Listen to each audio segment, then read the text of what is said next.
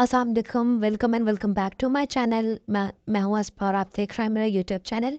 I hope आप सब लोग बिल्कुल ठीक होंगे, बहुत खुश होंगे। मैं भी बिल्कुल ठीक ठाक हूँ। आज की वीडियो में हम बात करेंगे कि आप कैसे अपना सीएससी का फॉर्म फिल कर सकते हैं और कैसे आप सीएससी की स्कॉलरशिप के लिए अप्लाई कर सकते हैं। आप सबको पता है कि हम इस सीरीज़ पे काम कर रहे थे कि सीएससी पे अप्लाई करने के लिए कौन कौन से डॉक्यूमेंट्स रिक्वायर्ड हैं, तो ये उस सीरीज़ की लास्ट वीडियो होगी। तो चलें जी, अपनी वीडियो को स्टार्ट करते हैं।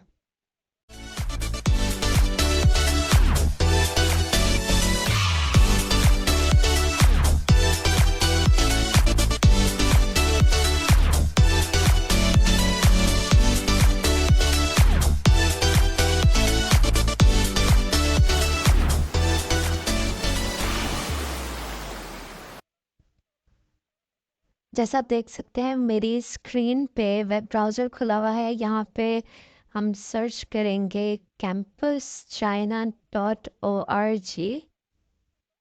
ये ऑफिशियल साइट है सीएससी की, जहाँ से आप अप्लाई कर सकते हैं। यहाँ पे मेरे सामने एक स्क्रीन खुल गई है। यहाँ से हम क्लिक करेंगे स्कॉलरशिप एप्लीकेशन फॉर स्टूडेंट्स पे।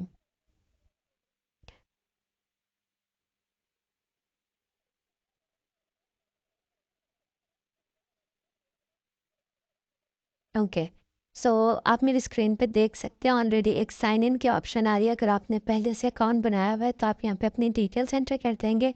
अगर आप न्यू यूज़र हैं तो आप क्रिएट अकाउंट पे क्लिक करेंगे और यहाँ पे आप अपनी डिटेल्स ऐड करके सबमिट पे क्लिक कर देंगे। यहाँ पे आप के लिए एक देखने की चीज़ ये है कि आप अपना यूज़र नेम वो रखेंगे जो आप चाहते हैं कि आपके फाइल पे, आपके अकाउंट पे आपको शो हो। ठीक है, उसके बाद आपने कोशिश करनी है कि आप जो अपना ईमेल एड्रेस डाल रहे हैं वो याहू या फिर जीमेल के एक्सटेंशन पे ना बना हुआ हो, क्योंकि चाइना में जीमेल और याहू मतलब बहुत अच्छे से वर्क नहीं करते हैं। इसके अलावा अगर आपके पास कोई भी और एक्सटेंशन है, जैसे आप आउटलुक का अकाउंट डाल सकते हैं, तो आप आउटलुक पे बना सकते हैं। या फिर आप अगर आपके पास चाइनीज़ कोई एक्सटेंशन है जैसे क्यू क्यू और इस तरह की कोई भी, तो आप उस पर भी अपना अकाउंट बना के एंटर कर सकते हैं। आउटलुक का बहुत अच्छा वहाँ पे काम करता है। तो अगर आपके पास आउटलुक पे ईमेल बनी हुई है तो आप वो यहाँ पे एंटर करें, फिर आप पासवर्ड एंटर करें, कंफर्म पासवर्ड करें, वेलिडेशन कोड एंटर करें और उसको सबमिट करवा दें। यहाँ पे आप देख सकते हैं कि मेरी स्क्रीन पे लॉगिन करने के बाद एक पेज खुल गया है होम का, और यहाँ पे कुछ इंस्ट्रक्शंस हैं जिसको हम डिटेल से पढ़ेंगे कि वो क्या कह रहे हैं।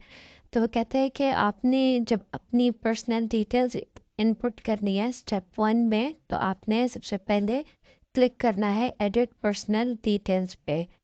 अपनी डिटेल्स इनपुट करने के बाद आपने उसको वेरीफाई करना है, अपनी इंफॉर्मेशन को, अपने इस सेक्शन को, पर्सनल डिटेल्स वाले सेक्शन को कंप्लीट करना है और return to previous page by clicking finish. ठीक है, मतलब हर स्टेप को पहले आपने सेव करना है, देन आपने उसको फिनिश करना है। सेकंड स्टेप पे क्या है कि आपने कौन से प्रोग्राम में अप्लाई करना है, उसकी कैटेगरी सेलेक्ट करनी है। हम अपनी सारी वीडियो में अभी तक 3 कैटेगरीज पे बात करते आए हैं सीएससी की। पहली कैटेगरी टाइप ए है, देन टाइप बी है, देन टाइप सी है। अभी तक हम जितना काम कर रहे हैं वो टाइप बी पे कर रहे हैं। मैं यहाँ पे आपको इसका डिफरेंस बता देती हूँ।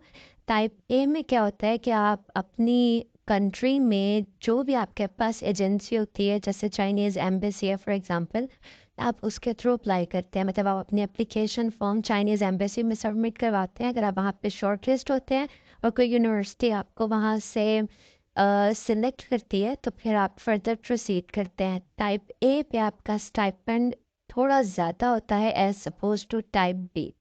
टाइप बी में क्या होता है कि आप डायरेक्ट यूनिवर्सिटी पे अप्लाई कर रहे होते हैं अंडर सीजीएस प्रोग्राम के।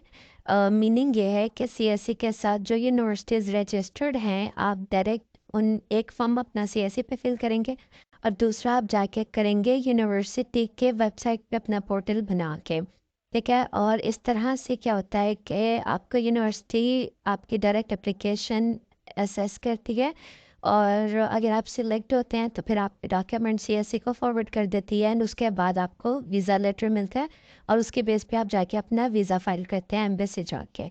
तो ये टाइप बी है, और इसमें जो स्टाइपेंड है वो थोड़ा सा कम होता है as compare to type A. अब है टाइप सी प्रोग्राम। ये बेसिकली आपकी अप्रेजल स्कॉलरशिप प्रोग्राम होते हैं। यहाँ पे क्या होता है कि आप यूनिवर्सिटी में अप्लाई करते हैं सेल्फ पे या किसी स्कॉलरशिप पे। फॉर एग्जांपल लाइक स्कॉलरशिप का कोई भी क्राइटेरिया हो सकता है वहाँ पे, वो आपकी यूनिवर्सिटी की स्कॉलरशिप भी हो सकती है, आपकी प्रोविंशियल स्कॉलरशिप भी हो सकती है, प्रेसिडेंट स्कॉलरशिप भी हो सकती है, मतलब कोई भी स्कॉलरशिप, या फिर आप सेल्फ फंडिंग प्रोग्राम पे जाते हैं। आप वहाँ पे कुछ टाइम गुजारते हैं, आपका एक टेस्ट होता है एनरोल होने के बाद, वहाँ पहुँचने के बाद कभी 1 से 2 महीने के अंदर वो टेस्ट होता है। आप वो टेस्ट अटैम्प्ट करते हैं, अगर उसमें आपके अच्छे मार्क्स आते हैं तो आपको टाइप सी की स्कॉलरशिप मिल जाती है। इसमें क्या होता है कि स्टाइपेंड थोड़ा सा कम होता है, आपकी कुछ परसेंट जो है वो फ़ी वेव हो जाती है, और मतलब पर्क्स आपको तकरीबन वही मिलते हैं जो टाइप ए या टाइप बी पे हैं, लेकिन उनकी अमाउंट कुछ कम हो जाती है। तो ये डिफरेंस है टाइप ए, बी और सी के साथ। उसके बाद वो बताता है कि अगर आपको मज़ीद कोई इन्फॉर्मेशन चाहिए या आपको कोई एजेंसी नंबर या कुछ भी रिक्वायर्ड है तो आप इस लिंक के थ्रू जाके वो कर सकते हैं। स्टेप 3 पे वो कहता है कि input the correct agency number. Agency number अगर आप गलत एंटर करेंगे तो आपकी एप्लीकेशन गलत जगह पे सबमिट होगी।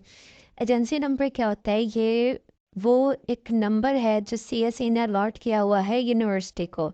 फॉर एग्जांपल एक यूनिवर्सिटी ए है, उसका एजेंसी नंबर हो सकता है 01 हो। कोई यूनिवर्सिटी बी है, उसका एजेंसी नंबर 02। तो आप जिस यूनिवर्सिटी में अप्लाई करने जा रहे हैं, आप उस यूनिवर्सिटी की वेबसाइट से जाके उसका करेक्ट एजेंसी नंबर जो है वो उठा के फिर आप अपने इस एप्लीकेशन फॉर्म में डालते हैं। आप जब एप्लीकेशन फॉर्म में अपना एजेंसी नंबर एंटर करेंगे तो ये जो पोर्टल है आपका, ये ऑटोमेटिकली आपको बता देगा कि वो किस यूनिवर्सिटी का एजेंसी नंबर है। ठीक है, वो डायरेक्टली मैच कर जाते हैं। यहाँ पर उन्होंने लिखा हुआ भी है कि program category and agency number are directly matched, both are mandatory for online application. अगर ये गलत होगा तो वहाँ पे गलत यूनिवर्सिटी सेलेक्ट होगी और उससे फिर आपके एप्लीकेशन में मसले हो सकते हैं। ठीक है, उसके बाद नंबर 4 पे है इनपुट एप्लीकेशन इंफॉर्मेशन।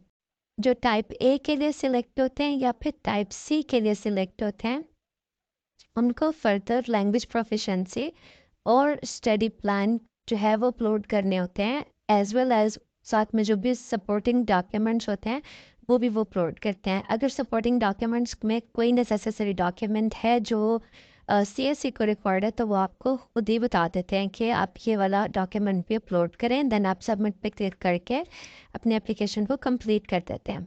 लेकिन वो एप्लीकेंट्स जो टाइप बी पे अप्लाई करते हैं और सिलेक्ट हो जाते हैं, वो क्या करते हैं, वो एड अ न्यू एप्लीकेशन करके वहाँ पे एक ऑप्शन आ रही होती है, अभी हम आगे चल के उसको देखेंगे भी। तो न्यू एप्लीकेशन करके उस पर क्लिक करते हैं और फिर अपनी एप्लीकेशन कंप्लीट करके अपना लैंग्वेज प्रोफिशिएंसी और स्टडी प्लान वहाँ पे अपलोड करने के बाद, अपने डॉक्यूमेंट अपलोड करने के बाद उसको सबमिट करवा देते हैं।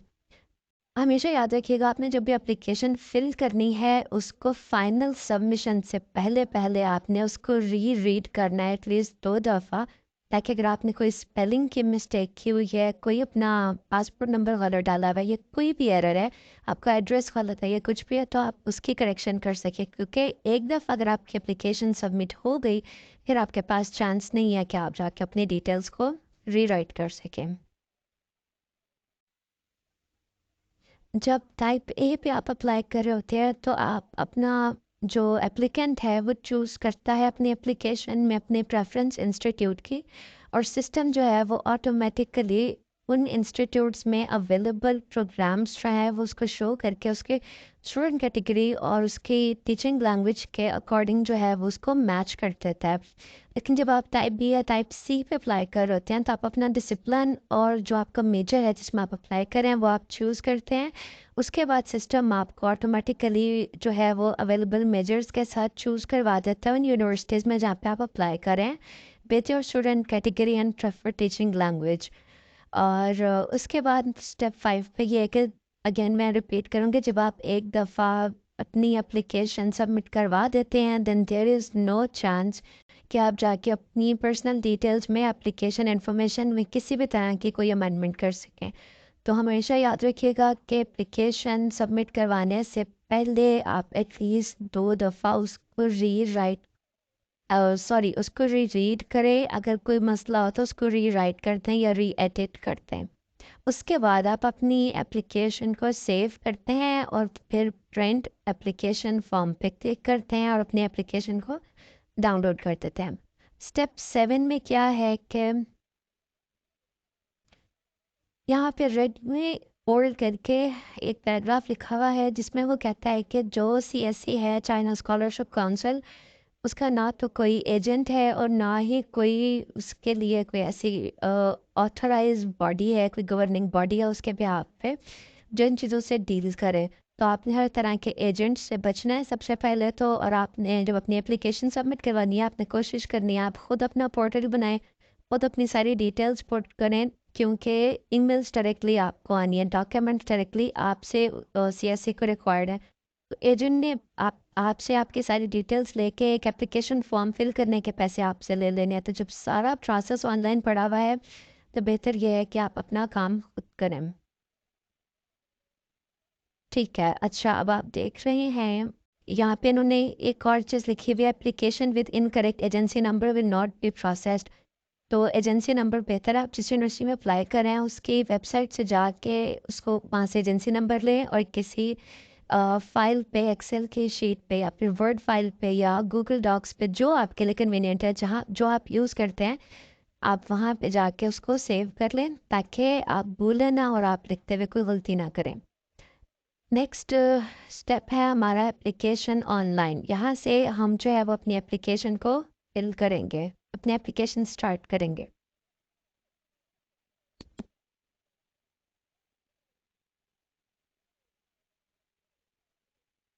तो व्यू पर्सनल डिटेल्स पे क्लिक करेंगे।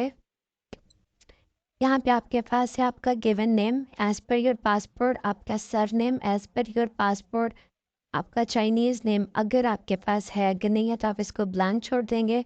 देन आपका डेट ऑफ बर्थ, आपका जेंडर, आपका स्टेटस, आप मैरिड हैं, सिंगल हैं, जो भी आपका स्टेटस है, आपका country of birth, city of birth, आपका रिलीजन, नेशनैलिटी, आपकी नेटिव लैंग्वेज, देन आपका पासपोर्ट नंबर और पासपोर्ट की एक्सपायरी डेट। ठीक है, ये सारी चीज़ें उसने यहाँ पे रेड करके बोल्ड में अगेन मेंशन किया हुआ है कि सारी इन्फॉर्मेशन जो है वो आपके एज़ पर पासपोर्ट होनी चाहिए। अगर आपका पासपोर्ट एक्सपायर होने वाला है तो आप उसको अप्लाई करके आप अपने, अगर आपका पासपोर्ट को 3 से 4 मंथ्स या एटलीस्ट 6 मंथ्स है एक्सपायर होने में, तो आप अपनी एप्लीकेशन अप्लाई कर सकते हैं। लेकिन मीनवाइल आप अपना पासपोर्ट रिन्यू होने के लिए भी अप्लाई करते हैं ताकि आपके लिए बाद में मसले ना हो। नेक्स्ट है पर्सनल कॉन्टैक्ट इन्फॉर्मेशन। यहाँ पे आपने अपना फ़ोन नंबर, अपने अपना ईमेल एड्रेस, ऑल्टरनेट ईमेल, बेहतर है 2 ईमेल्स प्रोवाइड किए जाएँ। देन अगर आपके पास वीचैट है ऑलरेडी तो आप उसकी आईडी मेंशन करते हैं, अगर नहीं है तो आप अपनी एप्लीकेशन डाउनलोड करके वीचैट की आप अपनी आईडी बना के फिर उसका वहाँ पे यूज़र नेम डाल सकते हैं। देन आप अपना स्काइप का नंबर ऐड करते हैं, आप अपना होम एड्रेस ऐड करते हैं, और यहाँ पे उन्होंने अगेन से रेड पैराग्राफ में लिखा हुआ है कि आपका जो इंटरव्यूज़ होंगे, जो चाइनीज़ यूनिवर्सिटी कंडक्ट करेगी, वो वीडियो या ऑडियो हो सकते हैं, और एडवाइस्ड ये है कि आपके पास स्काइप की या फिर वीचैट की आईडी हो। ठीक है, अदरवाइज़ ये है कि यूनिवर्सिटी आपको ईमेल कर देती है, अगर आपको कोई भी इशू हो आप उनको इन्फॉर्म कर सकते हैं ताकि कोई और मीडियम फाइंड किया जा सके आपका इंटरव्यू कंडक्ट करने का। उसके बाद वो कहते हैं कि आपने जो अपना मेलिंग एड्रेस है वो लिखना है जिस पे आपको डॉक्यूमेंट्स रिसीव हो सकें, क्योंकि जब आपको स्कॉलरशिप मिलती है तो आपको वीज़ा की एप्लीकेशन के डॉक्यूमेंट्स डिस्पैच होते हैं, तो अगर आपका एड्रेस वो ठीक होगा वो तभी आपको मिल सकेंगे। नेक्स्ट है एमरजेंसी कॉन्टैक्ट इन्फॉर्मेशन। ये इन्फॉर्मेशन आपने प्रोवाइड करनी है। अगर आप मैरिड हैं तो आप अपने स्पाउस के दे सकते हैं, और अगर आपकी शादी नहीं हुई भी तो आप अपने फैमिली में से किसी की भी इन्फॉर्मेशन प्रोवाइड कर सकते हैं। आपने उनका नेम, उनका जेंडर, उनके साथ आपका रिलेशनशिप, फिर आपका फ़ोन नंबर, उनका email address, sorry, emergency contact person का फ़ोन नंबर, उनका ईमेल एंड देन उनका होम एड्रेस आपने यहाँ पे लिखना है।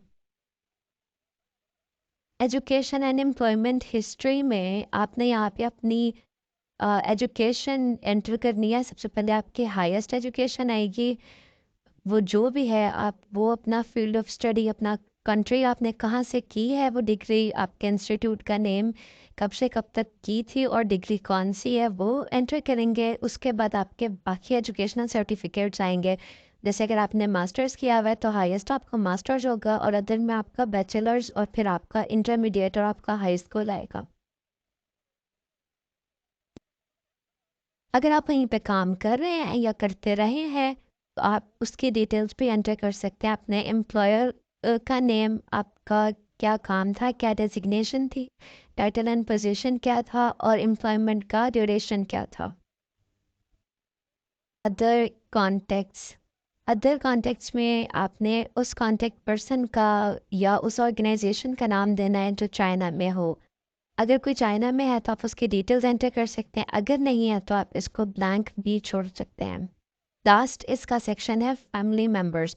तो फैमिली मेम्बर्स में अगेन अगर आप मैरिड हैं तो आप अपने स्पाउस की इन्फॉर्मेशन दे दें। अगर आप नहीं हैं दैन आप अपने जो डायरेक्ट आपके ब्लड रिलेशंस हैं, आपके पेरेंट्स और आपके सिबलिंग्स, पर आप उनके इन्फॉर्मेशन, उनकी एज, उनका ऑक्यूपेशन, उनका नेम, ये सारी चीज़ें जो है वो आप इसमें पुट करके अपना जो पहला सेक्शन था पर्सनल डिटेल्स का उसको कंप्लीट करके उसको सेव कर देंगे। तो आज की वीडियो यहीं तक। वीडियो काफ़ी लंबी हो जाएगी, इस पे पार्ट 2 बनाएंगे और इसके जो नेक्स्ट सेक्शंस हैं वो हम पार्ट 2 में जो है वो सीखेंगे कि आप किस तरह से फिल कर सकते हैं और क्या गलतियाँ हैं जिनसे आप बच सकते हैं। आई होप आपको अभी तक ये वीडियो अच्छी लगी होगी। अगर वीडियो अच्छी लगी है तो इसको लाइक करें, शेयर करें, चैनल को सब्सक्राइब करें अगर आप मेरे चैनल पे नए हैं तो। मिलते हैं एक नई वीडियो में, एक नए टॉपिक, एक नए कंटेंट के साथ। तब तक अपना ख्याल रखिएगा। अल्लाह हाफिज़।